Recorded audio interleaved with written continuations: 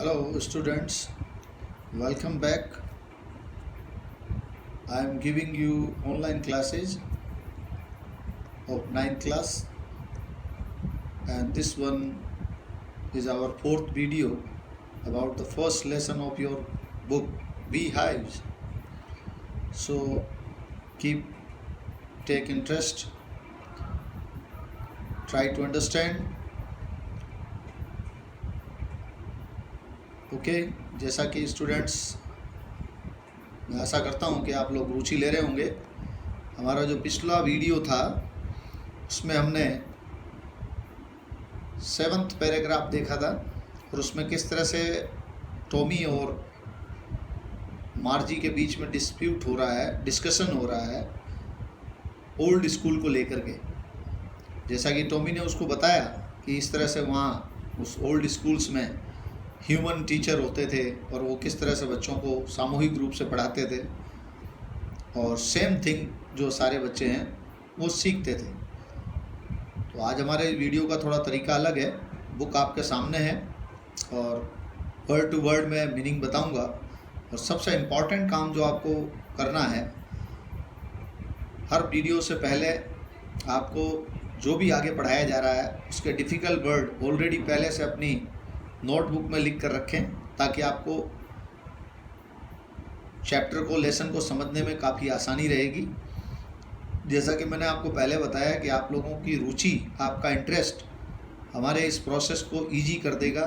Otherwise अगर आप रुचि नहीं लेंगे, इंटरेस्ट नहीं लेंगे, तो हमारे जो ये एफर्ट्स हैं ये बेकार हो जाएंगे। So please take interest, cooperate us. So देखिए, उस दिन हमने जाना था कि लास्ट वन क्या था, एंड ऑल द किड्स। देखिए मैं बता रहा हूँ आपको,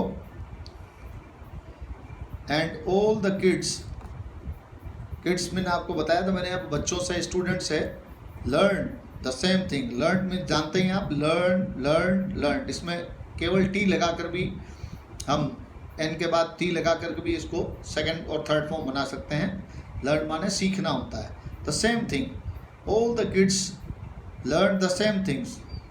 बिल्कुल ओल्ड स्कूल के बारे में बता रहा है टॉमी कि उस समय सभी बच्चे जो है एक जैसी चीज़ सीखते थे। जैसे आप हमारी बात कर रहा है, जैसे हम क्लास में आपको पढ़ाते हैं, जैसे अभी आप ऑनलाइन भी पढ़ रहे हैं तो सेम थिंग सीख रहे हैं।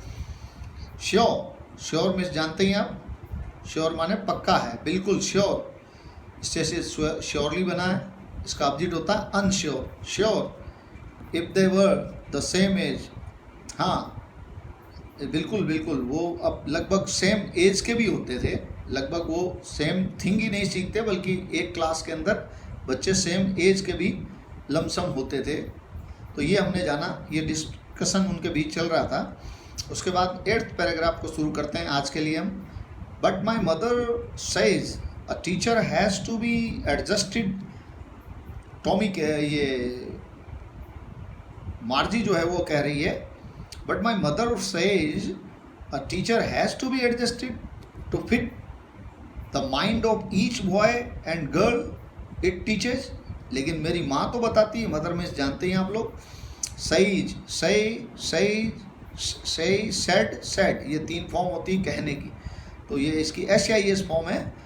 माई mother says a teacher has to be adjusted. मेरी माँ बताती है, हैज़ टू, ये मजबूरी बता रहा है यहाँ पर।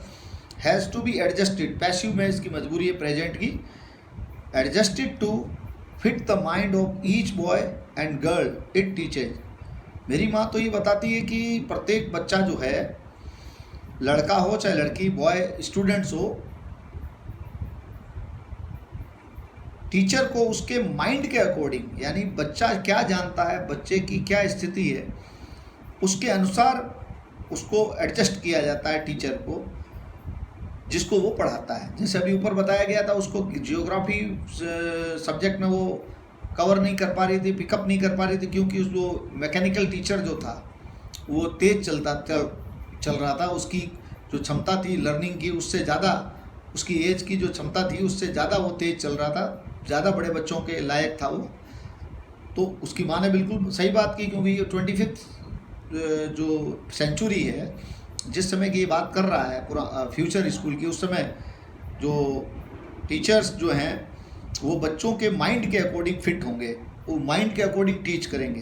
तो ये बात उसने यहाँ कही, and that each kids has to be taught differently, और इसीलिए प्रत्येक टीचर को, प्रत्येक स्टूडेंट को, प्रत्येक किड का मतलब प्रत्येक स्टूडेंट को has to be taught differently, उसको अलग अलग तरीके से क्या किया जाना पड़ेगा, पढ़ाया जाना। पैसिव वॉइस का वाक्य मजबूरी का भाव है।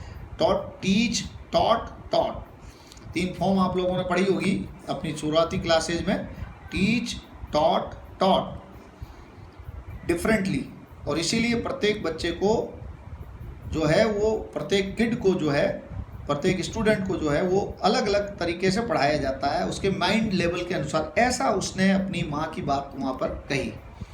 बट आगे देखें, just the same they didn't do it. तो टॉमी ने क्लियर किया, नहीं नहीं ऐसा बिल्कुल नहीं है। Just the same they didn't do it that way then, यानी ओल्ड स्कूल्स में जिसकी वो यहाँ चर्चा कर रहे हैं, उस स्कूल में ऐसा नहीं होता जैसा आज हम करते हैं। उस अपने लिए कह रहे हैं, हमारे यहाँ जैसा होता है, mind according to the mind of students teacher has to be adjusted, ऐसा उस समय नहीं होता था। Just the same they didn't do it, बिल्कुल इसी तरह से, लेकिन वो ऐसा नहीं करते थे। दैट वे देन, इस तरीके से नहीं करते थे उस समय। If you don't like it you don't have to read the book. उस समय ऐसा था, अगर आपको पसंद नहीं आ रहा है, आपको पढ़ना नहीं है, पढ़ने का मन नहीं कर रहा है, तो ऐसे में you don't have to read the book, तो आपको किताब पढ़ने की ज़रूरत नहीं होगी।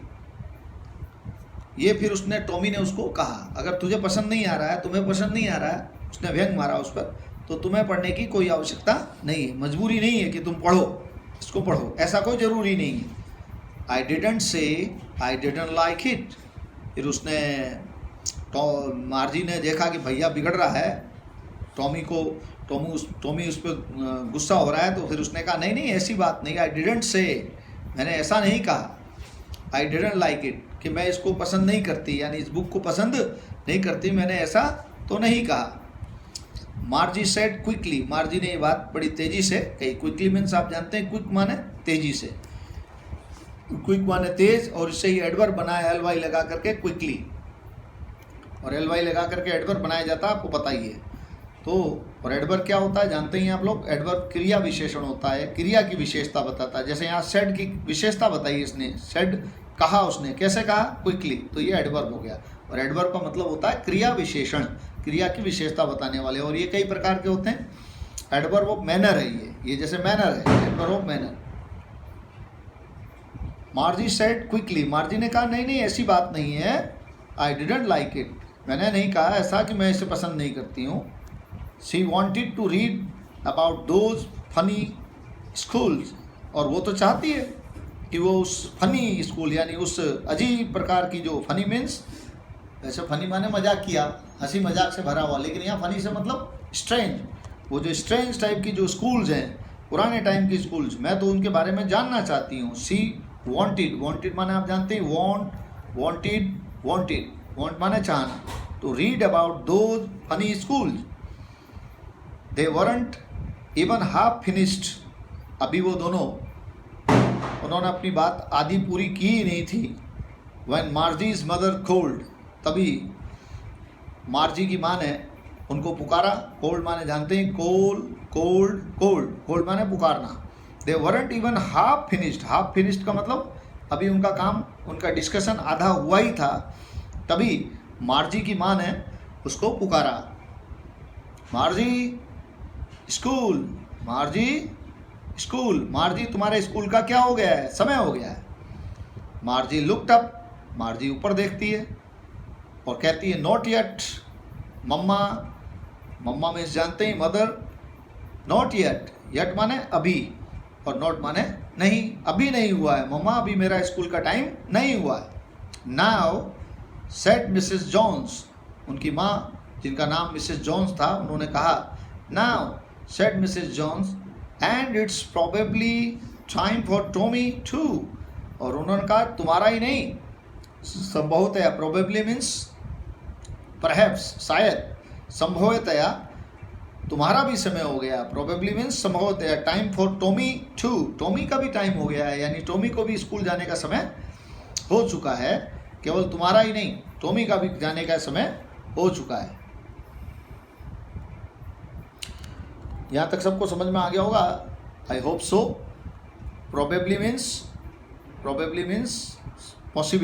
पॉसिबली यानी संभवतया।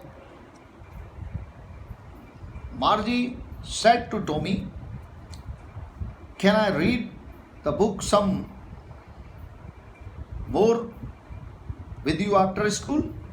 उसने एक भैया से अपने पूछा, can I read the book some more with you after school? School के बाद में, जब हमारी स्कूलिंग हो जाए, स्कूल का टाइम पूरा हो जाएगा, जब ब्रेक हो जाएगा, उसके बाद क्या स्कूल के बाद में मैं तुम्हारे साथ इस किताब को और पढ़ सकती हूँ? तो उसके बाद 9th पैराग्राफ में देखते हैं हम आगे। 9th पैराग्राफ में बात चल रही है हमारी मे बी। उसने कहा यस, बिल्कुल, मे बी, हो सकता है, बिल्कुल। He said nonchalantly. उसने ये बात जो है एक किस अंदाज में, नॉन चैलेंटली के मीन्स होता है नॉट शोइंग मच इंटरेस्ट और एंथुजियाज्म, यानी केयरलेसली। उसने ये बात कैसे कही? केयरलेसली कही। नॉन चैलेंटली का मतलब केयरलेसली, उसने ज़्यादा रुचि ना लेते हुए ये बात उसको कही। कहाँ हो भी सकता है, नहीं भी हो सकता है, बात का पढ़ भी सकते हैं, नहीं भी पढ़ सकते हैं। ही वॉकड अवे, और ये nonchalantly means without any carelessly, बिना किसी परवाह किए। उसने कहा मे बी, मे का प्रयोग आप जानते हैं, जब संभावना आधी आधी हो, किसी चीज़ की श्योर नहीं हो, 100% नहीं हो, तो उसको मे का, वहाँ पर मॉडल मे का प्रयोग किया जाता है। ही वॉकड अवे, ये कह करके वो वहाँ से चला गया। विस्लिंग, सीटी बजाते हुए। विस्लिंग मीन्स सीटी बजाते हुए, क्या करते हुए? सीटी बजाते हुए वो वहाँ से चला गया। विस्लिंग मीन्स सीटी बजाते हुए। The dusty old book tucked beneath his arm, क्या करते हुए? उस धूल भरी, डस्टी, विस्लिंग मीन्स जानते ही, सीटी बजाते हुए। डस्टी माने होता है धूल भरा, धूल से भरी भी पुरानी किताब थी, कभी काफ़ी समय से पढ़ी थी तो रेत जम गई थी। अपनी डस्टी ओल्ड बुक को टक्ड विनिथ हिज आर्म, अपने भुजा के अंदर, जैसे हम किताब को पकड़ के ले जाते हैं ना, उस तरह से अपने भुजा में पकड़ करके किताब को वो अपनी आर्म के में टक करके, टक का मतलब पकड़ करके, विनीत माने नीचे, हिज आर्म, अपने आर्म के नीचे अपनी उस किताब को, पुरानी किताब को ले जाते हुए उसने बड़े ही नॉन चैलेंटली, अर्थात बिल्कुल भी रुचि न लेते हुए उसने जो है वहाँ से वो चला गया। मार्जी went into the school room, और फिर मार्जी जो है वो भी अपने स्कूल रूम में चली गई, अर्थात जो इनका जो फ्यूचर स्कूल्स कैसी होगी उसमें उसका खुद का रूम होगा, जिसका पिक्चर हम आगे देखेंगे। जैसे ये रहा इसका पिक्चर, देखिए मार्जी का स्कूल रूम है ये, मार्जी वहाँ पढ़ाई कर रही है, देख सकते हैं आप, ये इसका स्कूल रूम है, यहाँ ये पढ़ाई कर रही है। इस तरह के स्कूल रूम में वो अपने चली गई, जो अभी जो हमारी प्रेजेंट जो स्कूल रूम है उससे बिल्कुल डिफरेंट होगा। मार्जी वेंट इनटू द क्लासरूम, मार्जी जो है अपने क्लासरूम में, स्कूल रूम में चली गई। जो हमारी जो अभी क्लासरूम है उससे डिफरेंट होगा। इंटू क्यों लगा यहाँ पे जानेंगे हम। इंटू आपको बता रखा है, आपने 8th तक पढ़ाई की है, जब एक नाउन किसी दूसरी नाउन में गतिशील होकर प्रवेश करती है, स्थान छोड़कर, तो जैसे मार्जी पहले बाहर थी, स्थान छोड़ा यानी एक नाउन, दूसरी नाउन यानी स्कूल रूम, उसमें उसने प्रवेश किया, तो ऐसी स्थिति में इंटू का प्रयोग किया जाता है। ठीक इसी तरह इंटू का प्रयोग रूप का परिवर्तन, रूप का चेंज होना, चेंज ऑफ फॉर्म होती है। जैसे translate these Hindi sentences into Hindi English, तो यहाँ क्या हुआ, हिंदी से इंग्लिश में परिवर्तन हुआ, तो वहाँ भी इंटू का प्रयोग किया जाता है। तो ये कुछ जनरल बातें थी ग्रामर की। It was right. अब ये जो स्कूल रूम जो था उसका, मैंने आपको बताया ना, उनका फ्यूचर स्कूल जो होगा उसमें आप घर में ही बच्चे का स्कूल रूम होगा, वहीं वो पढ़ेगा। It was right next to her bedroom, और ये बिल्कुल उसी के घर में उसके बेडरूम के, यानी मार्जी का जो सोने का कक्ष था, शयन कक्ष, बेडरूम माने शयन कक्ष, उसके बिल्कुल नेक्स्ट, नेक्स्ट टू का मतलब पड़ोस में, एडजॉइनिंग भी कहते हैं जिसको, नेक्स्ट टू का मतलब होता है पड़ोस में। And the mechanical teacher was on, और उसका वो मैकेनिकल टीचर उसके रूम में, क्लास रूम में, उसकी जो स्कूल रूम जो था, जो उसका स्कूल भी था, उसका स्कूल क्लास भी थी, सब कुछ था वहाँ। उसका जो मैकेनिकल टीचर जो था, जैसे हमारा अभी मैं आपको पढ़ा रहा हूँ ह्यूमन टीचर, उस तरह उस समय मैकेनिकल टीचर होगा, वो ऑन था, यानी कहने का मतलब चालू था, स्टार्ट था। एंड वेटिंग फॉर हर, और उसके आने का इंतज़ार कर रहा था। ऑन का मतलब स्टार्ट, और वो वेटिंग फॉर का मतलब जानते ही, वेटिंग फॉर माने इंतज़ार कर रहा था। It was always on at the same time every day. हाँ, और इसकी खासियत ये थी कि ये हर समय, हर दिन, डेली जो है एक ही समय ऑन हो जाता था, प्रतिदिन ऑन हो जाता था, same time, except Saturday and Sunday. किसको छोड़कर, किसके अलावा, सैटरडे और संडे के अलावा, यानी शनिवार और रविवारों के अलावा वो ऑटोमेटिकली जैसे ही टाइम होता था स्टडीज़ का, लर्निंग का, मार्जी के लर्निंग का टाइम होता था, तो उस समय वो ऑन हो जाता था। एक्सेप्ट एक वर्ड आया यहाँ पर, को छोड़कर। एक्सेप्ट माने को छोड़कर, यानी इसमें वो चीज़ें शामिल नहीं होगी, जैसे यहाँ एक्सेप्ट सैटरडे एंड संडे, इसका मतलब इनको छोड़कर बाकी दिनों में वो अपने आप ही ऑन हो जाता था स्वाभाविक रूप से। यहाँ तक आपको समझ में आया होगा। अब यहाँ सैटरडे और संडे का एस बड़ा क्यों है दोनों का, क्योंकि नेम ऑफ डे जो है, दिनों के नामों का पहला लेटर जो है वो हमेशा कैपिटल होता है। चाहे कोई भी नेम ऑफ डे आप लिखें, उसका पहला लेटर हमेशा कैपिटल होगा। तो यहाँ तक आपको समझ में आ गया होगा, आशा करते हैं। अब ये देखिए इसकी स्कूल, फ्यूचर स्कूल जो है, क्लासरूम है ये मार्जी की क्लासरूम को हम देख रहे हैं यहाँ पर। किस तरह से देखिए वर्चुअल क्लासरूम इसकी, बिल्कुल सारी चीज़ें इसके घर में ही है, सब कुछ सुविधाएं इसकी पढ़ाई से संबंधित जितनी भी चीज़ें, हेडफोन, उसका कंप्यूटर स्क्रीन, मैकेनिकल टीचर, उसकी चेयर, कीबोर्ड वगैरह सब कुछ वहीं है। और ये फ्यूचर में इस तरह से ही बच्चे जो है क्लासरूम में पढ़ेंगे, उनके घर में ही अपने। और उसका रोबोटिक टीचर भी यहाँ खड़ा है, इधर पीछे देखिए रोबोटिक टीचर ये रहा इसका, यहाँ ये रोबोटिक टीचर देख रहे हैं आप, ये मार्जी बैठी है, ये मैकेनिकल टीचर है इसका। तो ये कुछ जानकारी हमने देखी इसकी। अब वो अपनी क्लासरूम में बैठ गई है जाकर, आगे देखते हैं क्या हो रहा है।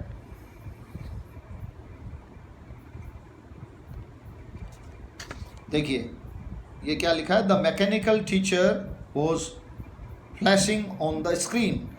इसकी जो कंप्यूटर स्क्रीन है उस पर मैकेनिकल टीचर जो है वो फ्लैशिंग कर रहा है, अर्थात कहने का मतलब चमक रहा है। फ्लैशिंग माने चमक रहा है, यानी कहने का मतलब वो पढ़ाने के लिए तैयारी कर रहा है, पढ़ाने के लिए तैयार है। Because her mother said little girls learn better if they learn at regular hours. ऐसा इसलिए था क्योंकि उसकी मम्मी ये कहती थी, उसकी मदर ये कहती थी कि अगर लिटिल गर्ल, छोटी लड़कियां जो हैं, अगर वो क्या करती हैं, लिटिल गर्ल लर्न बेटर, वो बेहतर सीख सकती है। बेटर माने आप जानते ही हैं, गुड, बेटर, बेस्ट, 3 डिग्रीज हैं। बेटर ये कंपैरेटिव डिग्री है, इसका मतलब होता है बेहतर, अपेक्षाकृत अच्छा सीख सकती है। If they learn at regular hours, अगर वो नियमित रूप से, रेगुलर मीन्स नियमित रूप से, लगातार, अगर नियमित घंटों में वो पढ़ाई करती हैं लड़कियां, तो वो बेहतर सीख सकती है, ऐसा उसकी माँ ने बताया था। The screen was lit up, screen जो था, यानी समझ गए स्क्रीन आप जानते ही हैं, मॉनिटर का जो स्क्रीन होता है मैकेनिकल टीचर का, कंप्यूटर का, was lit up. Lit up माने जल गया, जल गया का मतलब जग गया, यानी ऑन हो गया। यहाँ पर लिट अप से मतलब क्या है, ऑन हो गया। एंड इट सेड, और उसने कहा, today's arithmetic lesson is on the addition of proper fraction. वहाँ पर जैसे अभी हमारे क्लास में आकर के टीचर जो है कि आज हम ये पढ़ेंगे, today we shall learn about so and so, आज हम इसके बारे में पढ़ेंगे। Today we shall learn about, we are going to learn about articles, उस तरह से जैसे घोषणा करते हैं, वैसे ही फ्लैशिंग की उसने, मैकेनिकल टीचर ने उस पर मेंशन किया कि टुडेज एरिथमेटिक बताया गया, आज हमारा लेसन क्या है, क्या पढ़ने जा रहे हैं, एरिथमेटिक पढ़ेंगे। एरिथमेटिक माने अंक गणित, एरिथमेटिक का मतलब होता है अंक गणित। ज्योमेट्री का मतलब बीज गणित, ज्योमेट्री का मतलब ज्यामिति, ज्योमिति, बीज गणित नहीं, सॉरी, ज्यामिति कहते हैं। और एरिथमेटिक लेसन जो है उसको हम लेंगे, यानी अंक गणित पढ़ेंगे, इज ऑन द एडिशन, और वो है आज इसका एडिशन पर, एडिशन ऑफ प्रॉपर फ्रैक्शन, यानी जो उचित भिन्न है, फ्रैक्शन मीन्स भिन्न, और प्रॉपर माने उचित, उचित भिन्नों के जो जोड़ होती है एडिशन, उसके बारे में आज हम पढ़ेंगे। Please insert yesterday's homework in the proper slot. इससे पहले उसने शुरुआत करने से पहले उसको एक निर्देश दिया, उसको एक कमांड दी कि प्लीज़, ऑर्डर दिया एक प्रकार से, जैसे टीचर्स कहते हैं निकालिए अपनी होमवर्क की कॉपी, उस तरह से उसने प्लीज़ इंसर्ट यस्टरडेज होमवर्क, पिछले दिन का यानी कल का, बीते हुए कल का जो होमवर्क है जो तुम्हें दिया गया था वो प्रॉपर स्लॉट में, जो होमवर्क जांच के लिए जो प्रॉपर स्लॉट बना हुआ है उसमें उसको डालिए, उस स्लॉट में उसको डालिए, ऐसा उसने बताया। स्लॉट माने सुराख होता है, उसके अंदर एक दरार बनी रहती है स्लॉट, जैसे कि आप लोग जानते हैं मोबाइल्स में भी स्लॉट्स होते हैं, सिम स्लॉट्स होती है, इस तरह से उस मैकेनिकल टीचर में एक स्लॉट, जैसे डिस्क के लिए आपको ध्यान है, और भी कई प्रकार की जो चीज़ें होती है, पिन डालने के लिए भी स्लॉट होता है, वैसे ही होमवर्क को सबमिट करने के लिए एक प्रॉपर स्लॉट है, उसमें जो है प्लीज़ आप इसे इंसर्ट कीजिए। इंसर्ट माने डालना। तो यहाँ तक आपको समझ में आ गया, 9th पैराग्राफ आपका कंप्लीट हो गया है। अब हम आगे देखते हैं इसको इसी क्रम में, और पाठ हमारा लगभग समाप्त हो जाएगा आज। मार्जी क्या कहती है? मार्जी डिड सो, मार्जी ने ऐसा किया, विद ए साई। डिड यहाँ पर क्या है? डिड यहाँ पर विद्यार्थियों एक मेन वर्ब है, डू डिड डन, आपने पढ़ा होगा डू डिड डन। तो मार्जी डिड सो, और मैंने एक दिन बताया था आपको, पहले भी बता चुका हूँ मैं, कि अगर सेंटेंस के लास्ट में कहीं आता है सो, तो उसका मतलब ऐसा होता है, आगे आता है तो इसलिए, और किसी एडजेक्टिव वर्ड के पहले आता है तो उसका अर्थ होता है इतना, सो ब्यूटीफुल, जैसे इतना सुंदर। उसी तरह लास्ट में आता है तो ऐसा, और पहले आता है तो इसलिए। तो मार्जी डिड सो, मार्जी ने ऐसा किया, विद अ साई, एक आह भरते हुए, यानी बेमन से, जैसे वो रुचि नहीं है, जैसे कई बच्चों की रुचि नहीं होती, इंटरेस्ट नहीं होता, तो वो इस तरह की हरकतें करते हैं। तो विद साई, साई माने आह भरते हुए।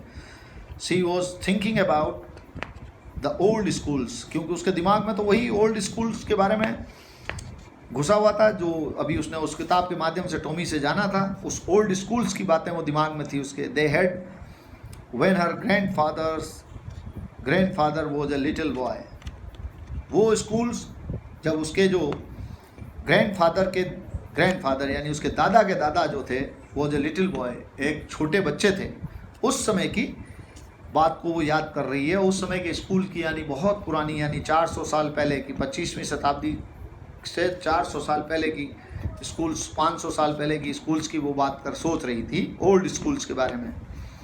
जब उसके दादा के दादा, ग्रैंडफादर जो थे, लिटिल बॉय थे। All the kids from the whole neighbourhood came, अब थोड़ी सी उसकी विशेषता आ रही है उस स्कूल की। उस समय सारे बच्चे जो होल नेबरहुड, यानी आस पड़ोस के, पूरे पास के आस पड़ोस के, नेबरहुड मीन्स आस पड़ोस, हुड, अगर किसी भी वर्ड के पीछे हुड लग जाए तो वो नाउन होती है, उसको हम नाउन कहते हैं। जैसे ब्रदरहुड, चाइल्डहुड, उसी तरह से नेबरहुड वो नाउन कहलाती है। नेबरहुड एब्स्ट्रैक्ट नाउन कहते हैं इसको हम। केम, तो all the kids from the whole neighbourhood came, यानी सारे आस पड़ोस के जो बच्चे थे वो सारे वहाँ स्कूल में आ जाते थे। लाफिंग, क्या करते हुए? लाफिंग, हंसते हुए। साउटिंग, चिल्लाते हुए। Going home together at the end of the day, और shouting, sorry, in the school yard. School yard का मतलब आप जानते ही हैं, स्कूल यार्ड का मतलब स्कूल का जो आंगन था, स्कूल का जो मैदान था, उस स्कूल के मैदान में वो बच्चे जो हैं हंसते हुए, सारे आस पड़ोस के बच्चे जो हैं जैसे आजकल आते हैं, ध्यान ही है आपको, laughing and shouting in the school yard, sitting together in the school room, और आकर के साथ साथ जो है स्कूल रूम में बैठते हैं, स्कूल में साथ साथ बैठ जाते हैं। गोइंग होम टुगेदर, और घर भी वापस, going home together at the end of the day, और जब स्कूल की छुट्टी हो जाती है तो साथ साथ घर चले जाते हैं। दे लर्न द सेम थिंग्स, और ये सब हम क्या पढ़ रहे हैं, ओल्ड स्कूल की विशेषता पढ़ रहे हैं जो मार्जी ने समझी। They learn the same things, और सभी जो है एक ही चीज़ सीखते थे। So they could help one another with the homework and talk about it, ताकि वो जो है they could help one another, ताकि वो एक दूसरे की क्या कर सकें, होमवर्क में मदद कर सकें, और टॉक अबाउट इट, और अपने सीखी गई चीज़ के बारे में, होमवर्क के बारे में बातचीत कर सकें। ऐसी एक कुछ उस समय के स्कूल की विशेषता जो है उसने जानी। And the teachers were people, और उस समय जो टीचर्स हुआ करते थे वो टीचर्स जो हैं वो लोग हुआ करते थे, ह्यूमन हुआ करते थे।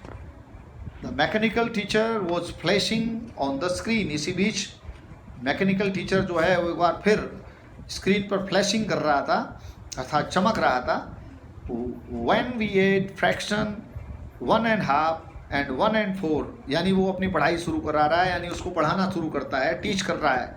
व्हेन वी एड फ्रैक्शन, जब हम किसी भिन्न 1/2 और 1/4 को जोड़ते हैं, ऐसा इस तरह का निर्देश वो दे रहा था, उसको पढ़ा रहा था, टीच कर रहा था। एड माने जोड़ना, सब्सट्रैक्ट का मतलब होता है, सब्ट्रैक्ट माने घटाना, मल्टीप्लाई का मतलब गुणा करना, एंड डिवाइड का मतलब घटाना। ये 4 बेसिक जो मैथमेटिकल सिस्टम्स हैं, मैथमेटिकल यूनिट्स हैं, जिनकी जानकारी आनी चाहिए।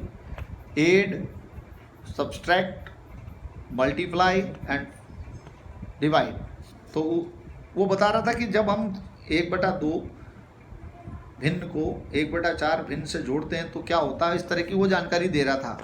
मार्जी was thinking about how the kids, और यहाँ मार्जी जो है वो बिल्कुल जो है अपना ध्यान उसका पढ़ाई में नहीं है, उसका ख्याल पूरा ओल्ड स्कूल पर गया हुआ है। मार्जी was thinking about how the kids must have loved it in the old age, और मार्जी विचार कर रही थी कि how the kids must have loved it, कि किस तरह से वो अपनी स्कूल्स को कितना प्यार करती थी, कितना चाहते थे अब पुराने ज़माने में। She was thinking about the fun they had, और वो उन बच्चों के जो मज़े होते थे, जो आनंद उनको मिलता था पढ़ने में, उस सारे आनंद को वो सोच रही है, विचार कर रही है कि कितने मज़े से वो लोग पढ़ते होंगे, कितना आनंद आ रहा है। यानी कंपैरिजन हो रहा है यहाँ पर कि ओल्ड स्कूल और न्यू स्कूल में, फ्यूचर स्कूल में, तो वो उसको ओल्ड स्कूल ज़्यादा ठीक लग रही है, उसको लग रहा है कि ऐसा होना चाहिए। तो आपने देखा किस तरह से इज़ैक एसिमोव इसके राइटर थे, इज़ैक एसिमोव, जिन्होंने यहाँ पर हमें ओल्ड स्कूल और फ्यूचर स्कूल के बारे में कंपैरिजन बताया, और किस तरह से कहानी के माध्यम से समझाने की कोशिश की है। तो अभी जो हमारी वर्तमान स्कूल है, जो फ्यूचर में जाकर के ओल्ड स्कूल हो जाएगी फ्यूचर लोगों के लिए, उसमें और इन स्कूल में क्या अंतर होगा, ये जानकारी हमको मिली। हालांकि डेफिनेटली जो ओल्ड स्कूल्स हैं उस समय बच्चों में बहुत से मानवीय मूल्यों का संचार होता है, जो फ्यूचर स्कूल में पॉसिबल नहीं होगा। बच्चे आपस में एक दूसरे से इंटरेक्शन करते हैं, टीचर से इंटरेक्शन करते हैं, ह्यूमन बींग्स टीचर्स होते हैं, तो आसानी से वो उसकी इमोशंस को भी समझ सकते हैं। जैसे मैकेनिकल टीचर है, वो बच्चा पढ़ना चाहता है नहीं चाहता है, उसके इमोशंस को नहीं समझ पा रहा है, वो तो अपना काम करा जा रहा है। जैसे देखिए वो मैकेनिकल टीचर उसको पढ़ाता जा रहा है, जबकि उसकी रुचि बिल्कुल नहीं है।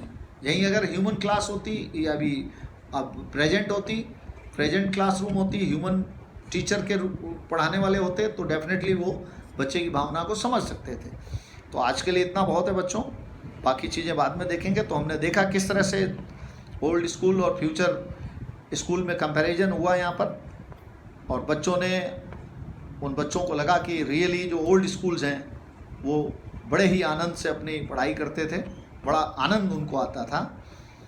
तो आपको भी आनंद आया होगा, ऐसी आशा करता हूँ। आपने भी रुचि ली होगी और लेनी ही है बिल्कुल। तो अब आपको इस पार्ट में एक तो डिफ़िकल्ट वर्ड्स जैसा बताया मैंने, जो भी चैप्टर हम पढ़ेंगे, जो भी पार्ट पढ़ने जा रहे हैं हम आगे, जिस भाग को पढ़ने जा रहे हैं उसका एडवांस में आप अपने डिफ़िकल्ट वर्ड लिख के रखें। आपके पास सबके पास टेक्स्ट बुक है, यहाँ से आपको इशू कर दी गई है विद्यालय से, तो आप उसको पहले से अभी अगर आपके पास में सपोर्टिंग बुक नहीं है, आपके पास में सपोर्टिंग बुक एक्सीलेंट नहीं है, तो ऐसे में आप अपने नेट पर सर्च करके या डिक्शनरी में लुकअप करें, खोजें उसको और उस डिफ़िकल्ट वर्ड को लिख लें, ताकि आपको पढ़ने में बड़ी आसानी रहेगी। Thank you for listening me. आशा करता हूँ कि आपने अच्छे से सुना होगा और लाभ उठाएंगे। Thank you. ओके।